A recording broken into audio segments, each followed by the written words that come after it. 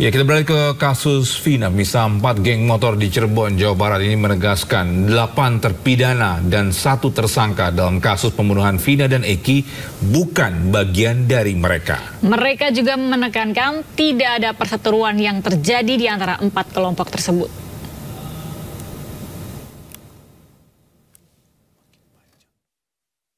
Kasus pembunuhan sejoli Vina dan Eki pada 2016 silam disebut terjadi karena ada pertikaian antara anggota geng motor di Cirebon, Jawa Barat.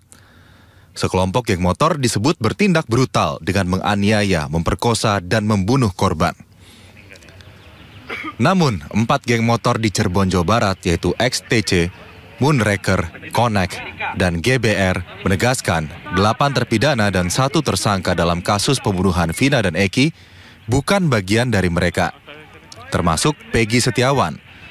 Sementara salah satu korban, Eki, yang merupakan kekasih Vina, adalah anggota kelompok XTC Cirebon. Juga bukan? Kebetulan emang Eki anggota XTC Cirebon, kebetulannya beliau almarhum tim 04 Sumber. Sebagai apa Eki itu kok? Anggota biasa. Termasuk Vina? Kalau Vina saya kurang tahu juga sih. Mungkin dia bisa disebut pacarnya Eki sih, cuman kalau untuk anggota ataupun ya mungkin lebih jauhnya simpatisan lah. Kalau pelaku kenal nggak ada yang kenal? Sampai saat ini saya nggak ada yang kenal sama sekali. Berarti bukan anggota? Bukan. Geng motor juga? Dari keseluruhan 8 pelaku yang ada mungkin XTC nggak ada yang mengenal, atau GBR pun nggak ada yang mengenal, Moonraker nggak ada yang mengenal, Connect pun sama nggak ada yang mengenal. Para anggota geng motor ini juga menegaskan tidak ada konflik yang terjadi di antara sejumlah geng motor di Cirebon. Mereka berharap polisi segera menuntaskan kasus ini secara adil, transparan, dan profesional. Dari Cirebon, Jawa Barat, Miftahudin, iNews melaporkan. Ya, sementara itu tim kuasa hukum Peggy Setiawan mengajukan penangguhan penahanan dan meminta salinan BAP ke Polda Jawa Barat. Dalam BAP ulang, 5 dari 6 terpidana mengaku Peggy bukanlah pelaku pembunuhan dari Vina dan Eki.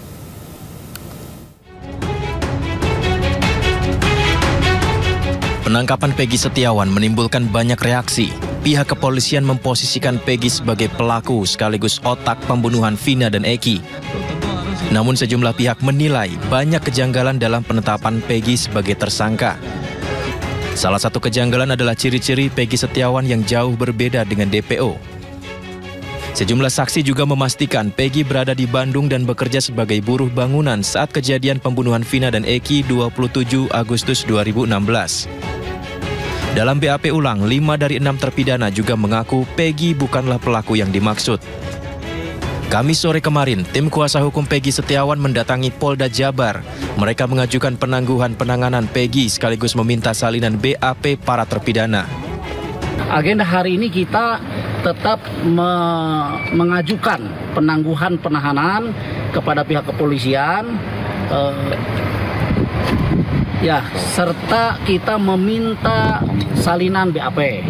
Nah, yang 2 hal ini yang saya sebutkan di belakang itu lagi diproses. Jadi baik penangguhan penahanan maupun salinan BAP itu masih diproses. Di Indonesia ini kita yakini bahwa nama Peggy Setiawan itu bukan 1 orang.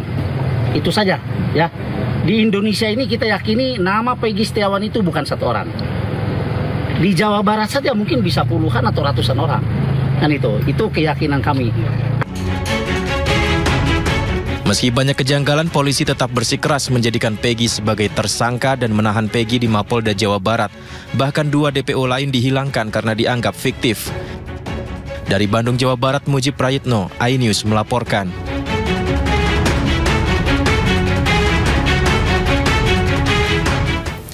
Dan untuk mendalami perkembangan kasus pembunuhan Vina, Komisioner Komnas HAM mendatangi Direktorat Reserse Kriminal Umum Polda Jawa Barat untuk memeriksa sejumlah saksi. Komnas menyebut telah menerima 2 aduan pelanggaran HAM di kasus pembunuhan Vina.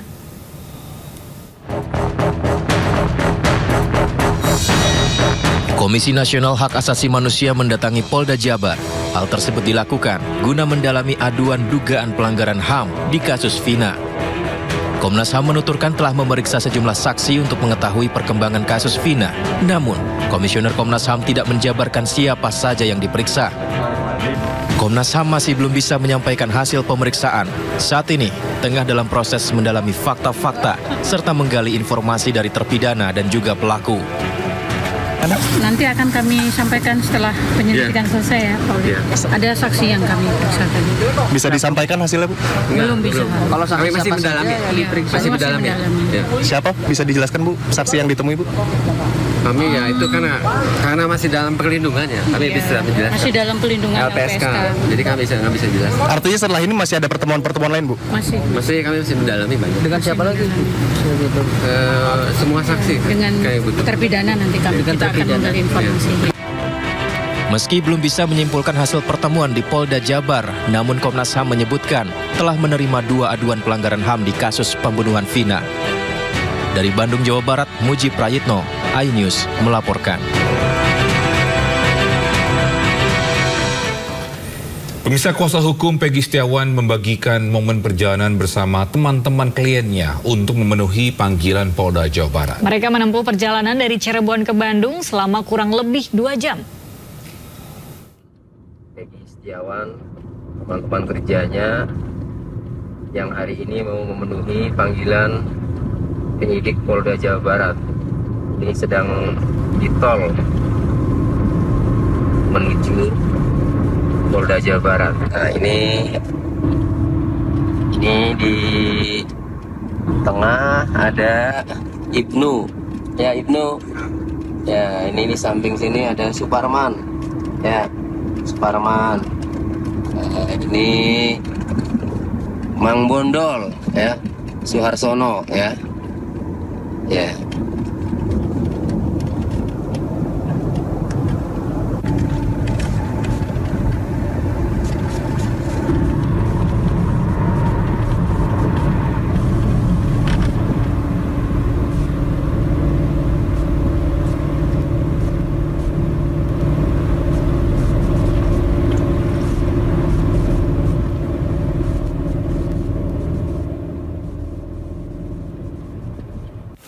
Ya, selain 3 teman Peggy, Ibu Peggy juga datang ke Mapolda Jawa Barat pada Jumat sore. Ibu Peggy datang ditemani oleh kuasa hukumnya.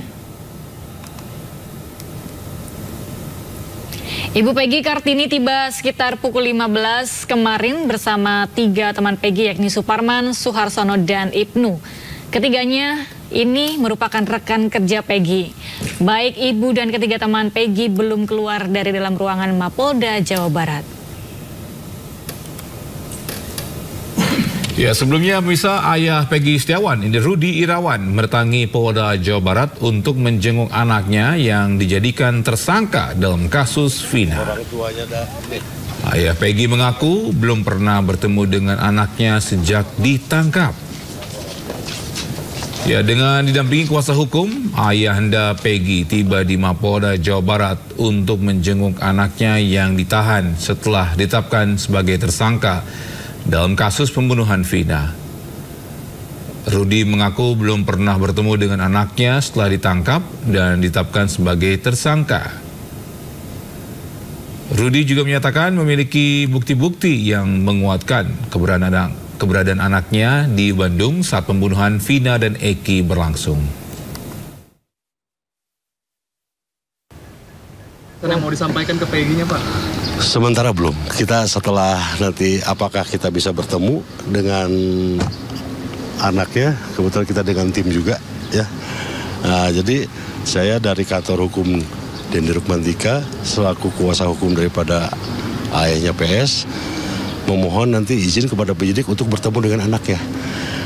Sementara pesan-pesan belum ada. Nanti kita pengen lihat dulu ke dalam. Komunikasi belum dilakukan, Pak? Belum ada komunikasi. Cuma kita mau langsung datang aja menemui beliau. Pak Rudi, apa yang dibawa Pak untuk Peggy, Pak? Ya, sama bukti-bukti. Buka aja, nggak apa-apa. Bukti apa ya? Bukti apa ya, Pak? Ya, nanti Bapak yang nerangin. Oke, baik. Dan terkait juga rencana pemeriksaan temannya dari Peggy ini, apa mengetahui juga nih, Pak? Ketahui semua, semuanya tahu semua. Iya. Hari ini ya, Pak? Iya.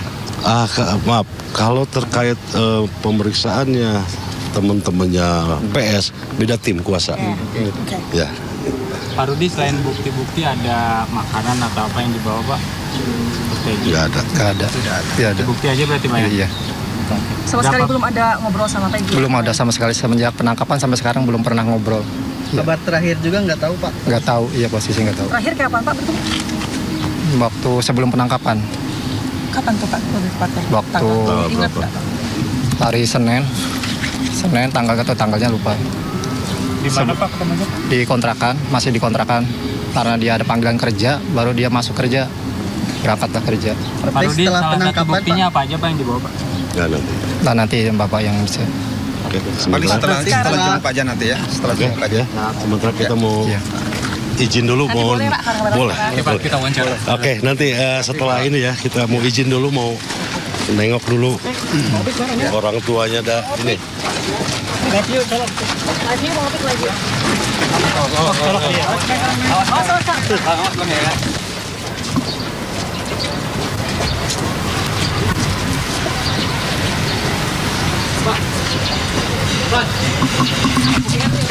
Meringankan Peggy. Ini gimana harapannya nih Pak? Mudah-mudahan ada keadilan lah, Pak Peggy tidak bersalah.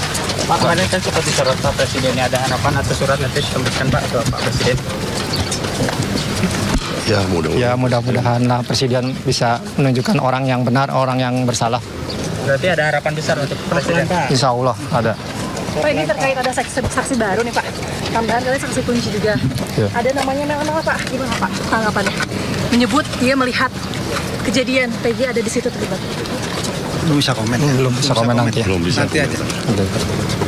Terkait perubahan nama Peggy sendiri Pak, seperti apa yang dikenalkan oleh Bapak kepada masyarakat umum Pak? Sudah disampaikan kemarin. Sudah disampaikan sama Pak Dendi ya, pengacara saya.